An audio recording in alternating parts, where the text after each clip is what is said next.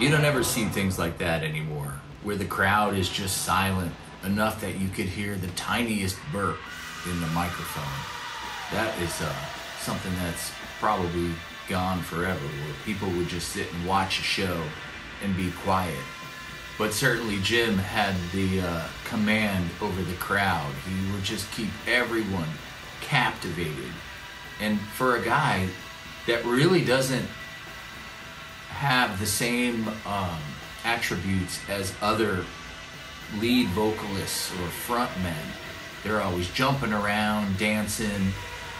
They got to run over to the guitar player while he's doing a solo and get in his face, try to lick his fingers or whatever. Jim, he is stoic. He barely ever smiles. It kind of reminds me of Jeff Buckley. Jeff Buckley was another guy that he wouldn't smile at all. And when Jim smiles, you can see, oh, that's why he doesn't smile. It just takes all the mystique completely away. Somehow, with that stoic look, he has all of this power, and you just become transfixed on him.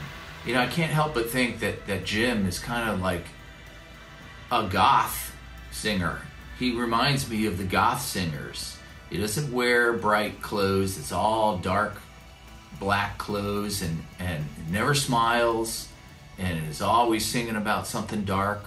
There certainly is, you know, some flower aspects going on in the Doors. You might see Robbie wearing some sandals in this show, and I'm sure he's got a caftan in his closet somewhere.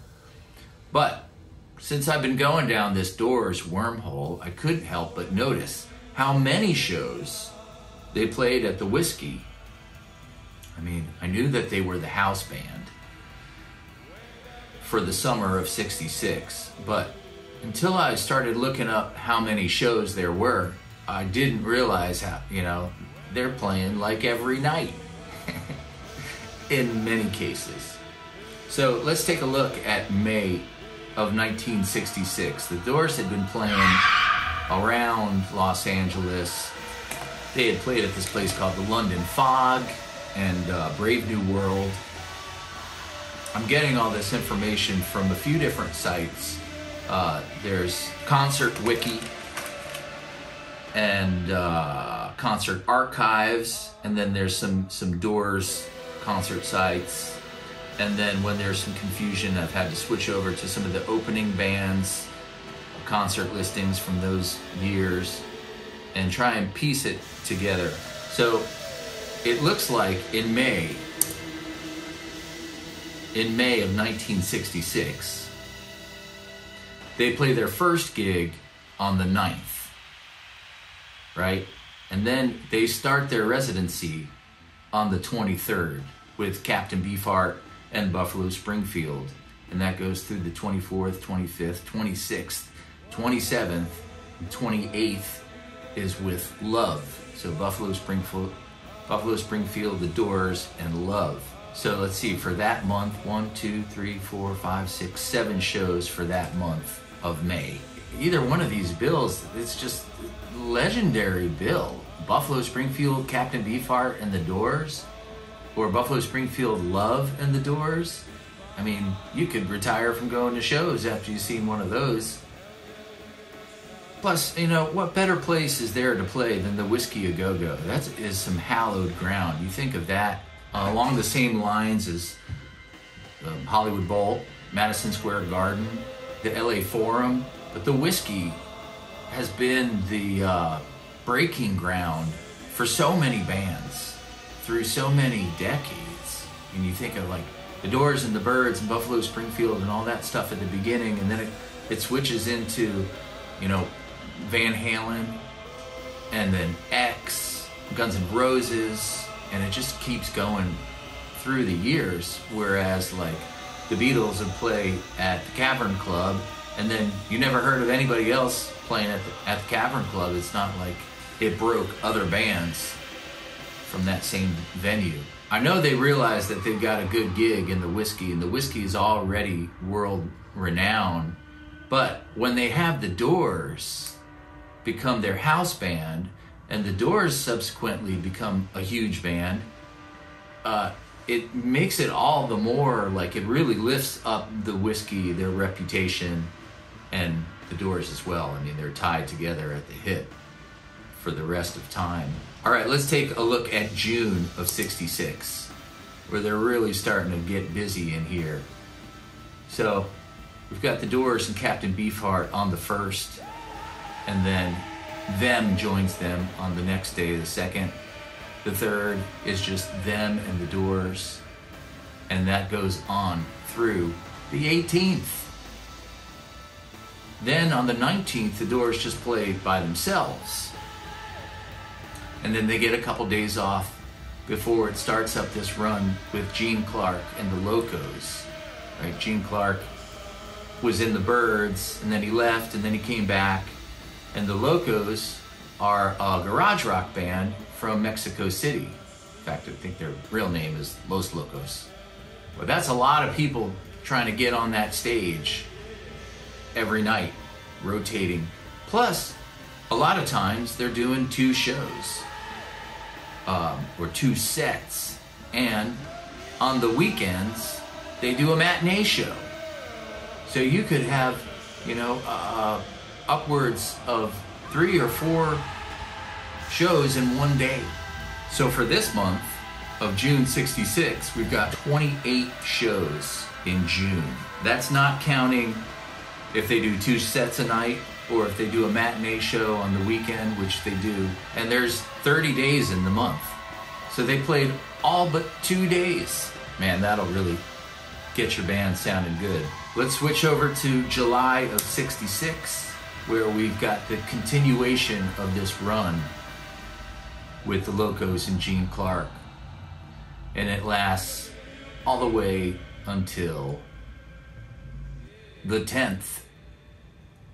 So man, between that and the month before, it's like 21 shows with Gene Clark and the Locos. Then the 13th through the 23rd, they're playing with the Turtles, Flo and Eddie, and then they have a few days off and another show on the 27th with Johnny Rivers and the Chambers Brothers, which starts a whole nother run with those bands. So for the month of July, 22 shows for July. Man, this is a good summer. If you're in the Doors and it's 1966, you're having a really good summer. I mean, this just sounds like heaven. You get to play the whiskey basically every night of the summer. All right, let's take a look at August of '66, where they continue this run with Johnny Rivers and the Chambers Brothers from the 1st, every night, all the way through the 9th. That's when Love comes into the picture. On the 10th, it's Love and the Doors, banging out every night from the 10th until the 21st. The 21st, that's the legendary show where they get fired for what Jim says during the end about his mother. And this is the month where they record the first Doors record. So another big month. 21 shows in August. The record comes out in January of '67, and it's starting to make some headway. So by May they end up playing the whiskey again. Their songs are hitting the charts. Of course, they're playing with the Byrds. That's kind of a big show. The Byrds couldn't make it on the 16th. There's a whole newspaper article about that. But Light My Fire is just starting to really ramp up the charts. In fact, I think it gets to #1 in July. Right at the beginning of July, Light My Fire gets to #1. And they're already well on their way to making another record. So after that first run where they got fired for Jim acting up, they do end up going back to play 1, 2, 3, 4, 5 more shows. And I saw some other whiskey dates, and I was confused by them because I didn't see them on other sites. Turns out there was another whiskeyagogo in San Francisco, just for like 2 years. So they did have some gigs up there, but I think they may have even canceled them because they were getting so big.